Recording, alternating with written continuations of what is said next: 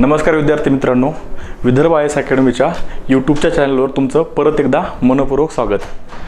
आज आपण कोणता टॉपिक शिकवणार नाहीत, तर आपण जी PSIRची आपली बॅच सुरू होणार आहे विदर्भ IAS अकॅडमीवर, त्या बॅचबद्दल त्या ठिकाणी आपण थोडक्यात माहिती देणार आहोत की या बॅचमध्ये तुम्हाला कोणत्या कोणत्या गोष्टी भेटणार आहेत. ओके, सो आपण बॅच सुरू करत आहोत राज्यशास्त्र आणि आंतरराष्ट्रीय संबंध, त्याला इंग्लिशमध्ये म्हणतात political science and international relations, आपण त्याला शॉर्टमध्ये म्हणतो PSIR. ओके, आता ही बॅच आपली कशी असणार आहे, तर ऑनलाईन मोडमध्ये असणार आहे, ऑनलाईन बॅच. ओके, आणि ही बॅच आपण 2 ऑक्टोबरला गांधी जयंतीच्या त्या ठिकाणी दिवशी आपण ही बॅच सुरू करत आहोत. ओके, सो बॅच आपली ऑनलाईन असणार आहे आणि गांधी जयंती दिवशी म्हणजे 2 ऑक्टोबरला आपण ही बॅच सुरू करत आहोत.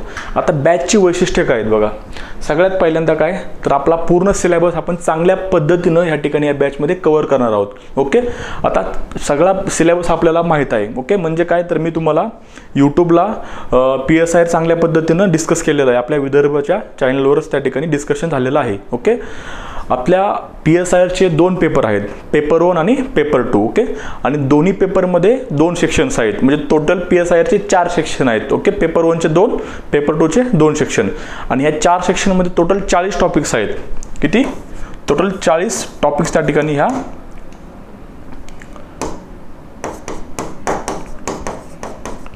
दोन्ही पेपरमध्ये आपल्याला अभ्यासायचे आहेत. ओके, सो हे टॉपिक्स अभ्यासत असताना आपला सगळ्यात जास्त भर कशावर राहील, तर पेपर 1चा सेक्शन ए, कारण की पेपर 1चा सेक्शन आहे हा त्या ठिकाणी उर्वरित जे 3 सेक्शन्स आहेत त्या सेक्शन त्या ठिकाणी कोर आहे. ओके, फाउंडेशन आहे.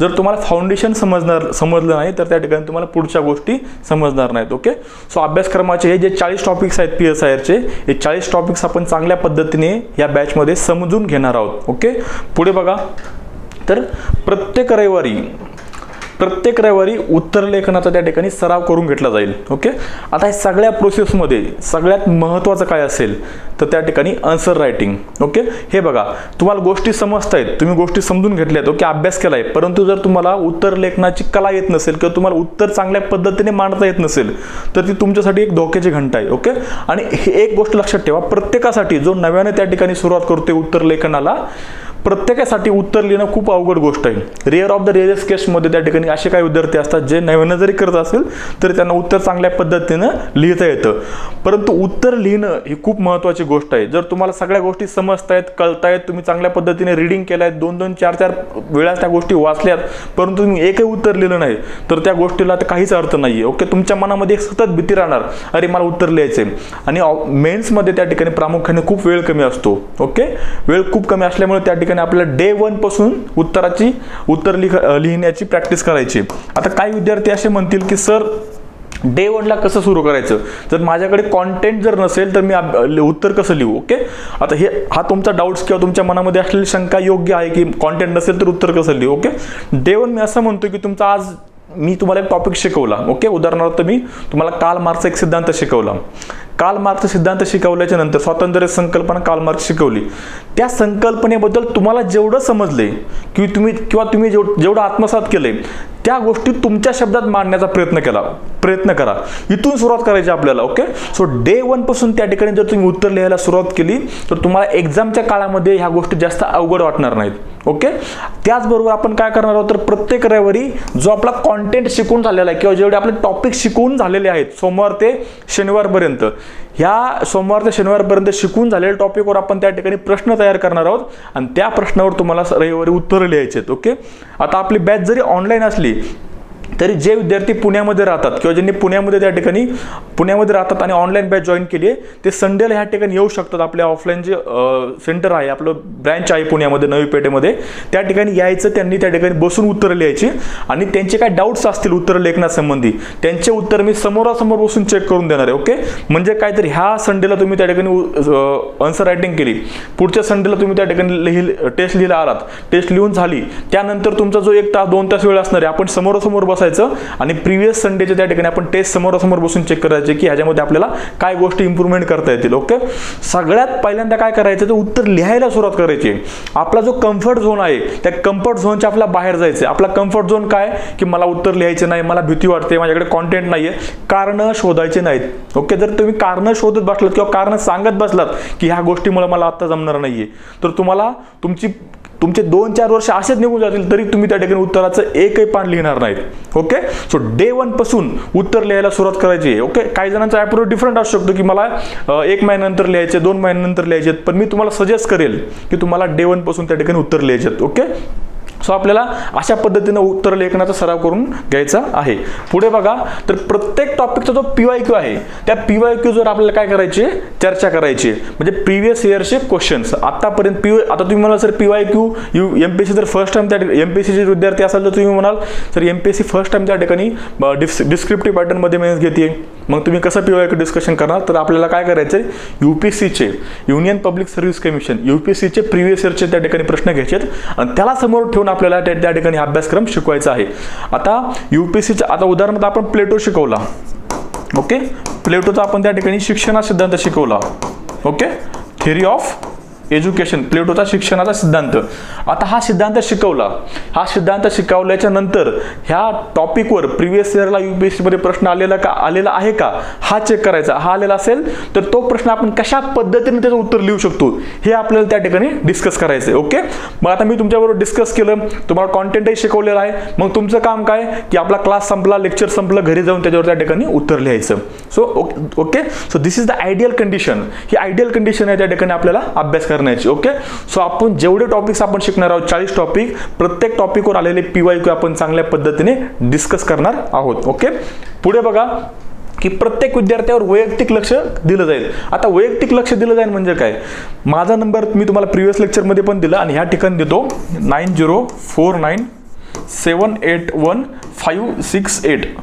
ओके, तुम्हाला PSIR संबंधी काही शंका असेल, उत्तर लेखनासंबंधी असेल, अभ्यासक्रमामधील काही टॉपिक समजत नसेल किंवा काही मनामध्ये PSIR संबंधी भीती असेल, PSIR संबंधी काही शंका असेल तर तुम्ही मला डायरेक्टली कॉल करू शकता. ओके, सो प्रत्येक विद्यार्थ्याला काय समस्या येत आहेत त्या समस्येवर आपण कशा पद्धतीने सॉल्युशन काढू शकतो ह्या बाबतीत आपण प्रत्येक विद्यार्थ्याला 1 to 1 त्या ठिकाणी भेटून त्याच्या समस्या सोडवणार आहोत. ओके, सो हे आपलं त्या ठिकाणी PSIRच्या बाबतीत माझी त्या ठिकाणी तुम्हाला शाश्वती असेल की तुम्हाला PSIRच्या बाबतीत काही शंका राहणार नाहीये. जेवढं शिकवलं तेवढं करायचं आणि जेवढं मी तुम्हाला शिकवलं क्लासमध्ये त्या सगळ्या गोष्टी त्या ठिकाणी अभ्यासायच्या आणि त्याच्यावर आन्सर लिहायचे. ओके, शिकवणं ही एक 50% गोष्ट आहे. म्हणजे 100% जर तुमचा अभ्यासक्रम तुम्हाला कंप्लीट करायचा असेल किंवा 100% तुम्हाला त्या ठिकाणी पूर्ण एक गोल तुम्हाला अचीव्ह करायचा असेल तर एक गोल अचीव्ह करण्यामध्ये त्या ठिकाणी 50% बाजू काय आहे तर सिलेबस कंप्लीट करणे किंवा अभ्यास करणे. दुसरी बाजू आहे 50% मी त्याला म्हणेल की आन्सर रायटिंग. जर तुम्ही आन्सर रायटिंग नाही केली तर तुम्ही जे 50% टास्क कंप्लीट केले त्याला काहीच अर्थ राहत नाही. Okay, so answer writing is the key. Okay, त्यामुळे तुम्हाला रेग्युलरली उत्तर लिहायचे, खंड पडून देऊ नका. जो विद्यार्थी अविरतपणे सातत्याने ही गोष्ट करेल तो त्या ठिकाणी यशाच्या खूप लवकर जवळ जाईल. ओके, सो माझा नंबर आहे, तुम्हाला PSIR संबंधी काही डाऊट्स असतील किंवा तुम्ही उत्तर लिहिल्यानंतर तुम्ही मला वैयक्तिक पाठवू शकता डायरेक्टली. माझा हा व्हॉट्सअप नंबर आहे, मला तुम्ही त्या ठिकाणी टेलिग्रामलाही ह्याच नंबरवर तुम्ही मेसेज करू शकता. ओके, सो प्रत्येक विद्यार्थ्याला 1 to 1 त्या ठिकाणी गायडन्स दिलं जाईल किंवा PSIR संबंधी काही शंका असेल तर त्या शंकाचं त्या ठिकाणी त्याला त्याच्यावर त्या मार्ग काढला जाईल किंवा त्याच्यावर त्या ठिकाणी सॉल्युशन दिलं जाईल. आता बघा, प्रत्येक टॉपिक त्या बोर्डवर एक्सप्लेन केला जाईल, म्हणजेच काय तर नो PPT. आता हे दिस इज माय ओन वे की हाऊ टू टीच. आता काही जण काय करतात तर त्या ठिकाणी PPT यूज करतात तर त्यांना त्या ठिकाणी चांगला वाटतो. I will not comment on that, मी त्याच्यावर बोलणार नाही. आणि काही विद्यार्थ्यांना PPT वे पण आवडतो शिकण्यासाठी. पण मला असं वाटतंय की जोपर्यंत तुम्ही बोर्डवर त्या ठिकाणी लिहिणार नाही तोपर्यंत विद्यार्थी तुमच्याशी चांगल्या पद्धतीने कनेक्ट राहणार नाही. ओके, तर PPT आणल्यानंतर काय होतं, PPT वरला एक शब्द विद्यार्थ्याला वाचणं शक्य होत नाही शिकवताना. ओके, तर टीचरकडनं काय होतं, जे महत्त्वाच्या गोष्टी हायलाईट करून त्या ठिकाणी टीचर शिकवतात. पण मला असं वाटतं की एक टॉपिक आहे, तुम्हाला त्या ठिकाणी प्लेटोचा आत्म्या सिद्धांत शिकायचा आहे. ओके. तर आत्म्याचा सिद्धांत शिकत असताना हा आत्म्या सिद्धांताच्या प्रत्येक महत्त्वाच्या गोष्टी जर बोर्डवर लिहिल्या तर त्या विद्यार्थ्याच्या जास्त काळ लक्षात राहतात आणि तो विद्यार्थी टीचर बरोबर कनेक्ट राहतो. शिकवत असताना त्या ठिकाणी तो त्याचं प्रेझेन्स असतं, फक्त बॉडीच नाही तर त्याचं माइंडही त्याच ठिकाणी असतं की हा बोर्डवर लिहिलेली गोष्ट त्या ठिकाणी तो बघतोय, वाचतोय. आणि काही विद्यार्थी प्रत्येक बोर्डवर लिहिलेली गोष्ट लिहून घेतात आणि ही केली पाहिजे. बोर्डवर लिहिलेली प्रत्येक गोष्ट त्या ठिकाणी तुम्ही लिहिली पाहिजे. ओके. सो तुमच्या गोष्टी काय होतात तर जास्त काळ लक्षात राहतात. ओके. अजून एक गोष्ट आपण काय करणार आहोत, आज मी तुम्हाला एक टॉपिक शिकवला, आज तुम्हाला मी त्या ठिकाणी ग्राम्स्की शिकवला. ओके. सो ग्राम्स्की शिकवल्यानंतर ग्राम्स्कीची एक संकल्पना शिकवून झाली. ग्राम्स्कीने त्या ठिकाणी मार्क्सवर काय मत मांडलेलं आहे. ओके. ग्राम्स्की असा विचारवंत आहे जे मार्क्स आफ्टर मार्क्सिझम मध्ये त्याला त्या ठिकाणी गणलं जातं. सो ग्राम्स्कीची विचारधारा शिकून झाल्याच्या नंतर मी तुम्हाला त्याच्या नोट्स आपल्या त्या ठिकाणी ॲपवर अपलोड करणार की ह्या नोट्स तुम्हाला अभ्यासायच्यात. त्या नोट्स तुम्ही काय करायच्या, मी तुम्हाला PDF जरी पाठवली तर ज्या विद्यार्थ्यांना खरंच असं वाटतं की PSIR मला त्या ठिकाणी चांगले मार्क्स मिळवायचे त्या विद्यार्थ्यांनी त्या नोट्स स्वतःच्या हाताने परत लिहून घ्यायच्या. वेळ जाऊ द्या, 30 मिनिटं 40 मिनिटं तुमची जाऊ द्या, परंतु तुम्हाला लॉंग टर्मसाठी ती गोष्ट लक्षात राहणार आहे. दुसऱ्याच्या PDF तुम्ही आणल्या तर त्या जास्त काळ लक्षात राहणार नाहीत, पण तीच PDF जर तुम्ही स्वतःच्या हाताने लिहिली तर ती तुम्हाला जास्त काळ लक्षात राहणार आहे. ओके. तुम्ही PDF यूज करू शकता, वापरू शकता, परंतु आयडियल कंडिशन काय आहे, जर गोष्ट जास्त काळ लक्षात ठेवायची, पेपरमध्ये आठवली पाहिजे तर पाठवलेली PDF तुम्हाला स्वतःच्या हाताने तुमच्या नोटबुकवर लिहून घ्यायची आहे. ओके. सो ह्या पद्धतीने आपण पुढे जाणार आहोत. पुढे बघा तर हां ठीक आहे. सो अशा पद्धतीने आपण आपली बॅच त्या ठिकाणी कंडक्ट करणार आहोत. तुम्हाला बॅच संबंधी काही डाऊट्स असतील तर तुम्ही आपल्या ब्रँचमध्ये येऊन इन्क्वायरी करू शकता. माझा नंबर तुमच्याकडे आहे, तर तुम्ही directly you can call me. Okay. So अजून आपण त्या ठिकाणी नोट्सही चांगल्या पद्धतीने मुलांना देणार आहोत. ओके. नोट्स जरी मी तुम्हाला PDFच्या मार्फत दिल्या तरी तुम्ही स्वतःच्या हाताने त्या ठिकाणी लिहून घ्यायच्या आहेत, तरच तुम्हाला त्या बॅचचा, त्या विषयाचा त्या ठिकाणी परीक्षेमध्ये फायदा होणार आहे. ओके. सो अशा पद्धतीने आपण त्या ठिकाणी बॅच लॉन्च केलेली आहे. बॅच संबंधी काही डाऊट्स असतील, शंका असतील त्या ठिकाणी तुम्ही मला डिरेक्टली विचारू शकता किंवा आपल्या ब्रँचमध्ये तुम्ही येऊन इन्क्वायरी करू शकता. Okay. So thank you so much for the short lecture. Take care. Bye.